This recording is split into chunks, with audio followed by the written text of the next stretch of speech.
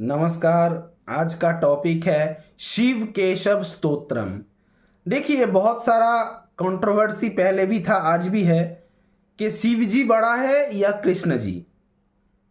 गीता के अनुसार श्री कृष्ण जी बड़ा है, शिव पुराण के अनुसार शिव जी बड़ा है, कालिका पुराण के अनुसार माँ काली बड़ा है। तो इसीलिए हमेशा ज्यादा कंट्रोवर्सी देखने को मिलता है शिव जी और श्री कृष्ण जी के में कौन बड़ा है। ठीक है, तो आज ये शिव केशव स्तोत्रम पाठ करूंगा और इसके साथ साथ ये संस्कृत श्लोक को मैं हिंदी में कन्वर्ट करूंगा ताकि आप लोगों को समझने में आसान हो जाए कि कौन बड़ा है और हमें किसकी वंदना करना चाहिए या दोनों की ही वंदना करना चाहिए। आज डिटेल में समझिएंगे, लास्ट में मैं अपना डिसीजन दूंगा, एकदम लास्ट में। ठीक है, वीडियो को बिना स्किप करके एंड तक पूरा देखना। माधव माधवा विशो सर्वसिद्धि विहायनो वंदे परस्परात्मनो परस्पर नुति प्रियो। एक बार फिर से बता रहा हूं, धीरे धीरे सुन लेना आराम से। माधव माधवा विशो सर्वसिद्धि विहायिनो वंदे परस्परात्मनो परस्पर नुति प्रिय। देखिए, ये जो माधव माधवा, माधव यानी कि भगवान श्री कृष्ण जी का नाम है माधव। माधवा यानी कि देवादिदेव महादेव नीलकंठ डमरूबर, उसका नाम है माधवा। यानी कि माधव और माधवा जो लोग सभी को सिद्धि दिलाता है, उस परमात्मा को हम लोग वंदना करते हैं। मतलब उस परमात्मा की हम लोग वंदना करते हैं। वो लोग यानी कि माधवो और माधवा, वो लोग एक दूसरे की अंतरात्मा एवं एक दूसरे की स्तुति सुनने को बहुत ज्यादा उत्सुक रहता है। मतलब एक दूसरे का तारीफ सुनने के लिए बेचैन है। कौन? माधवो और माधवा। ठीक है। उसके बाद दूसरा श्लोक में आता हूं। चक्रशूलधरो देवो शंख चक्र विभूषण पीतांबर धरंग विष्णु व्याघ्र चम्र धरंग शिवम। इसका मतलब क्या होता है? इसका मतलब यह होता है, एक जन का हाथ में चक्र पानी यानी कि चक्र और दूसरे की हाथ में शूल यानी कि त्रिशूल, जिसमें 3 खड़ा होता है, ब्रह्मा विष्णु महेश्वर, त्रिशूल। ठीक है, एक जन का हाथ में शंख है, दूसरा जन का माथे पे चंद्रमा है। ठीक है, और चंद्र का जो धातु ज्योतिष में कहा जाता है वो मेनली शंख है, चांदी नहीं, शंख ही है।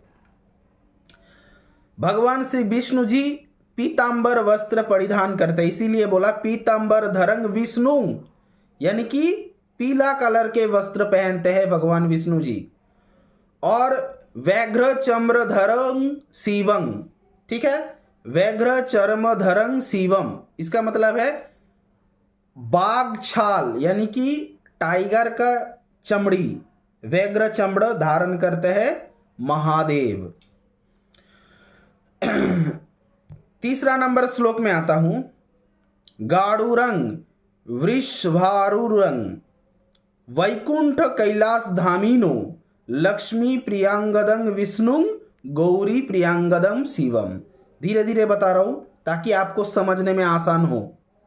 गाड़ुरंग वृषभारुरंग वैकुंठ कैलाश धामिनो लक्ष्मी प्रियांगदं विष्णु गौड़ी प्रियांगदम शिवम। मतलब ये जो गौड़ी प्रियांगदम, लक्ष्मी प्रियांगदम, ये सब एक साथ होंगे।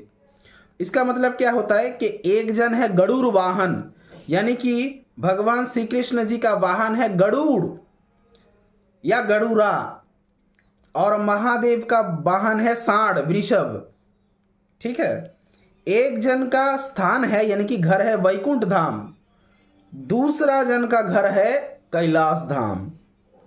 एक जन का प्रिय है मां लक्ष्मी जी, मतलब लक्ष्मी जी चाहते हैं विष्णु जी को, और गौरी चाहते हैं महादेव को। चौथा श्लोक में कहा जाता है पालकं सर्वभूतानं संहारकं तमेव च सत्य प्रधानं केशवं तम प्रधानं शंकरम। ये बहुत ही इंपॉर्टेंट श्लोक है। इसी से हम लोग पता कर सकते हैं कि शिव जी और कि श्री कृष्ण जी एक है, अलग नहीं। इसी श्लोक से पता कर लेते हैं। देखिए पहला नंबर श्लोक के साथ ये चौथा श्लोक अगर ध्यान से सुनेंगे ना, यहां पता चल रहा है पालकं सर्वभूतानं संहारकं तमेव च स्वत्त प्रधानं केशवं तम प्रधानं शंकरम। यानी कि जो जगत का पालन करता, पालकं यानी कि जगत का पालन करता, सर्वभूतानं यानी कि सभी लोगों का पालन करता विष्णु जी, वही संहार करता, संहारकं तमेव च, पालकं सर्वभूतानं संहारकं तमेव च, वही संहार करता, मारता, स्वत्त प्रधानं केशवम यानी कि सात्विक गुण में, सात्विक मतलब साधु गुण में श्री कृष्ण जी प्रकट होता है, और महादेव प्रकट होता है तामस गुण में, केशवम तम प्रधानं शंकरम, सत्य प्रधानं केशवम यानी कि सात्विक गुण में नजर आते हैं विष्णु जी यानी कि कृष्ण जी, और तम प्रधानं शंकरम वही तामसिक रूप में प्रेजेंट आता है महादेव। तो फर्क समझ में आया? एक सेंटेंस में समझा देता हूं। भगवान श्री कृष्ण है जब सात्विक रूप में आपके सामने आता है, सात्विक मतलब जो पालन करने वाला, जो सबको पालने वाला उस रूप में, और दूसरा है संहार करने वाला, खत्म करने वाला, वही है जो पिता आपको पाल रहा है, वही ग्रास कर रहा है, सेम वही चीज है, लेकिन वो उस इमेज में आपके सामने आएंगे, वो है महादेव। और कोई अंतर है दोनों में? एक के हाथ में अस्त्र है चक्र, दूसरे हाथ में शूल, एक के माथे पे चंद्रमा शिव जी का और दूसरे की हाथ में शंख, दोनों एक ही है, डुअल मूड में है। जब लालन पालन करता बोलता ना, पालन करता श्री हरि और संहार करता महादेव, तो इन दोनों में कोई अंतर नहीं है। और आखिरी पांचवा श्लोक है जोगिनं हृदि संस्थो च भक्तानं भयभंजनो निर्भयो निर्गुणो देवो सगुणो च जगन्मयो। जो लोग योगी लोगों का दिल में, हृदय में अवस्थान करते हैं, मतलब रहते हैं, एवं सभी लोगों का दुख दूर करते हैं, जो लोग मतलब भगवान लोग, जो लोग परमार्थिक रूप से निर्गुण है, उसकी कोई खुद की गुण नहीं है, लेकिन जगत के कल्याण में वो सगुण यानी कि रूप लेते हैं, मतलब जो निराकार ब्रह्म कहा जाता है ना, निराकार ब्रह्म जिसके आकार नहीं है, पूरा वर्ल्ड उसका है, विश्वेश्वर विश्वेश्वरा बोलता है ना, पूरा वर्ल्ड श्री कृष्ण ने दिखाया था। तो वही चीज बता रहे हैं कि जब उसका खुद का कोई आकार नहीं है, लेकिन जब सभी लोगों के सामने वो प्रकट होता है, तो उसके वो किस हिसाब से चाह रहे उसके अनुसार वो रूप धारण करता है, और हम नॉर्मल इंसान उसे उसी रूप में प्रणाम करते हैं। एक बार फिर से बता रहा हूं, मतलब को समझिए। जोगिनं हृदि संस्थो च भक्तनं भयभंजनो निर्भयो निर्गुणो देव सगुणो च जगन्मयो। ठीक है, तो निर्भयो निर्गुणो देव यानी कि निर्भय में, निर्गुण में देव देव लोग रहते हैं, और जब इस सगुणों में सबके सामने प्रकट होता है तो अपना जगतमय रूप में आ जाता है। देखिए सबसे पहले इस वीडियो में दो श्लोक बहुत ज्यादा महत्वपूर्ण है समझने के लिए कि शिव बड़ा है या भगवान विष्णु जी बड़ा है या दोनों एक है। दो श्लोक की इंपॉर्टेंस है। पहला, माधव माधवा विशो सर्वसिद्धि विहायन वंदे परस्परात्मनो परस्पर नुति प्रिय। एक बार फिर से बता रहा हूं, माधव माधवा विशो सर्वसिद्धि विहायन वंदे परस्परात्मनो परस्पर नुति प्रिय। यानी कि माधव माधव, माधवा यानी कि महादेव, ये दोनों सर्व लोगों को सभी प्रकार के सिद्धि प्रदान करते हैं, लेकिन ये लोग एक दूसरे की परमात्मा है, एक दूसरे की अंतरात्मा है, एक दूसरे को छोड़ के नहीं रह सकता, पहला वाला श्लोक में। और चौथा वाला श्लोक में क्या है, डायरेक्टली लिखा है, पालकं सर्वभूतानं संहारकं तमेव च सत्य प्रधानं केशवं तम प्रधानम शंकरम।